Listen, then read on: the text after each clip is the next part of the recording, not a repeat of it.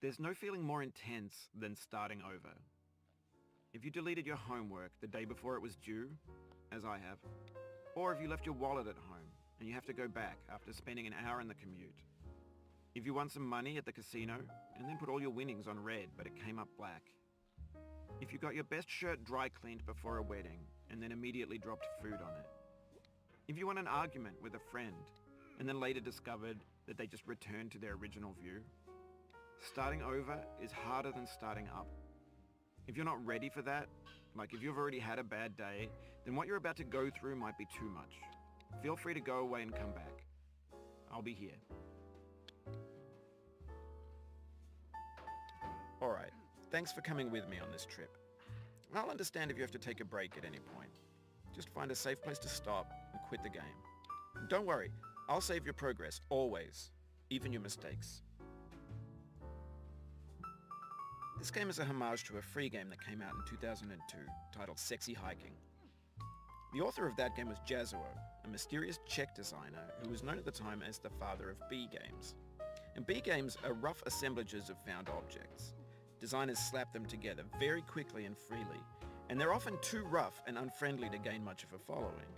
They're built more for the joy of building them than as polished products. In a certain way, Sexy Hiking is the perfect embodiment of a B game. It's built almost entirely out of found and recycled parts, and it's one of the most unusual and unfriendly games of its time. In it, your task is simply to drag yourself up a mountain with a hammer. And that act of climbing, in the digital world or in real life, has certain essential properties that give the game its flavor.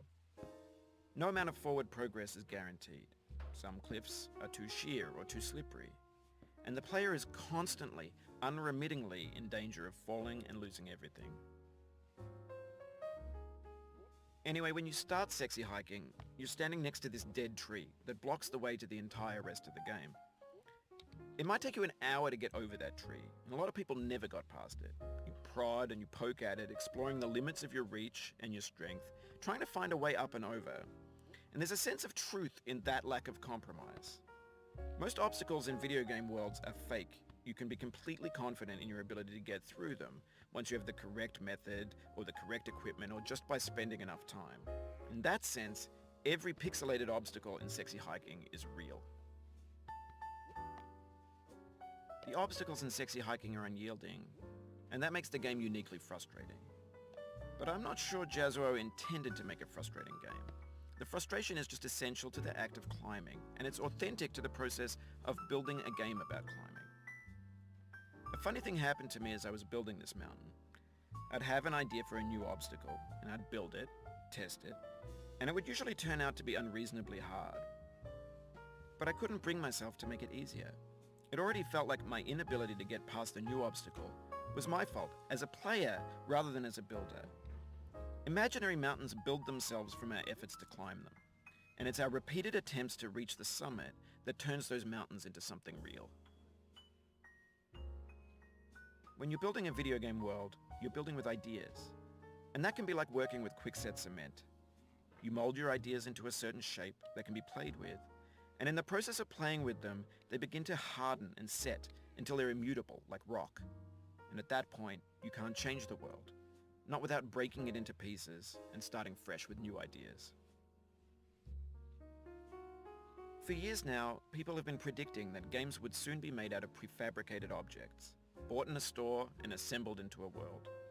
And for the most part, that hasn't happened, because the objects in the stores are trash. I don't mean they look bad or that they're badly made, although a lot of them are. I mean they're trash in the way that food becomes trash as soon as you put it in the sink. Things are made to be consumed and used in a certain context, and once the moment is gone, they transfer. In the context of technology, those moments pass by in seconds. Over time, we've poured more and more refuse into this vast digital landfill that we call the internet. It now vastly outnumbers and outweighs the things that are fresh and untainted and unused. When everything around us is cultural trash, trash becomes the new medium, the lingua franca of the digital age. And you can build culture out of trash. But only trash culture. B games, B movies, B music, B philosophy. Maybe this is what digital culture is. A monstrous mountain of trash, the ash heap of creativity's fountain. A landfill with everything we ever thought of in it. Grand, infinite, and unsorted. There's 3D models of breakfast, Gen X's fanfic novels, scan magazines, green screen Shia LaBeouf, banned snuff scenes on LiveLeak. Facebook's got lifelike bots with unbranded adverts and candid shots of Kanye and Taylor Swift mashups, car crash epic failed GIFs, Russian dashcam vids, discussions of McRibs, discarded, forgotten, unrecycled, muddled, rotten, untitled. Everything's fresh for about 6 seconds, until some newer thing beckons, and we hit refresh. And there's years of persevering, disappearing into the pile, out of style, out of sight. In this context, it's tempting to make friendly content that's gentle, that lets you churn through it but not earn it. Why make something demanding if it just gets piled up in the landfill, filed in with the bland things? When games were new, they wanted a lot from you. Daunting you, taunting you, resetting and delaying you. Players played stoically. Now everyone's turned off by that. They want to burn through it quickly, a quick fix for the fickle, some tricks for the clicks of the feckless. But that's not you, you're an acrobat. You could swallow a baseball bat. Now I know, most likely you're watching this on YouTube or Twitch, while some dude with 10 million views does it for you, like a baby bird being fed chewed up food. That's culture too. But on the off chance that you're playing this, what I'm saying is, trash is disposable, but maybe it doesn't have to be approachable. What's the feeling like? Are you stressed? I guess you don't hate it if you got this far. Feeling frustrated? It's underrated. An orange is sweet, juicy fruit locked inside a bitter peel. That's not how I feel about a challenge. I only want the bitterness. It's coffee. It's grapefruit. It's licorice. It feels like we're closer now. Composer and climber, designer and user. You could have refused, but you didn't. There was something in you that was hidden, that chose to continue. It means a lot to me that you've come this far, endured this much. Every wisecrack, every insensitivity, every setback you've forgiven me is a kingly gift that you've given me. We have the same taste, you and I. It's not ambition.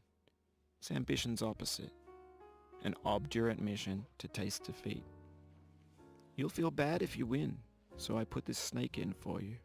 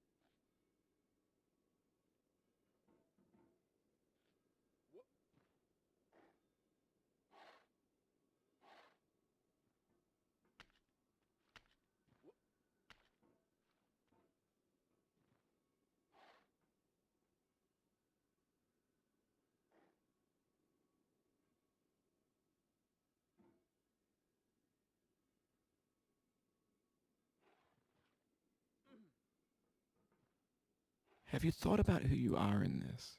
Are you the man in the pot, Diogenes? Are you his hand? Are you the top of his hammer? I think not. Where your hand moves, the hammer may not follow, nor the man, nor the man's hand. In this you're his will, his intent, the embodied resolve in his uphill ascent.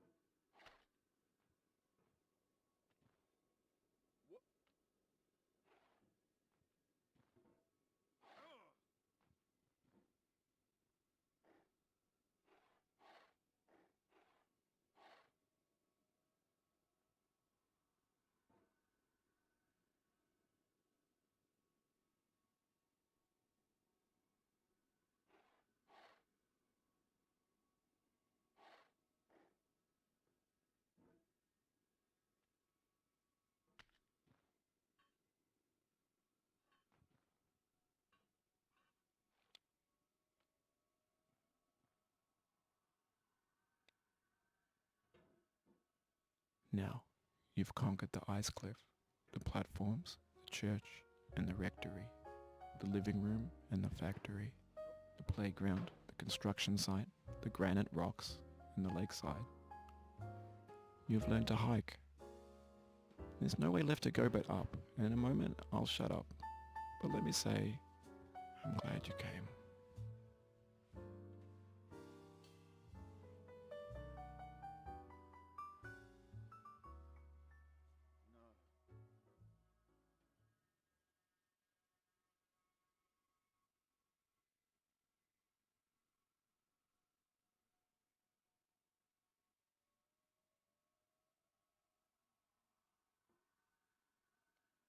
I dedicate this game to you, the one who came this far.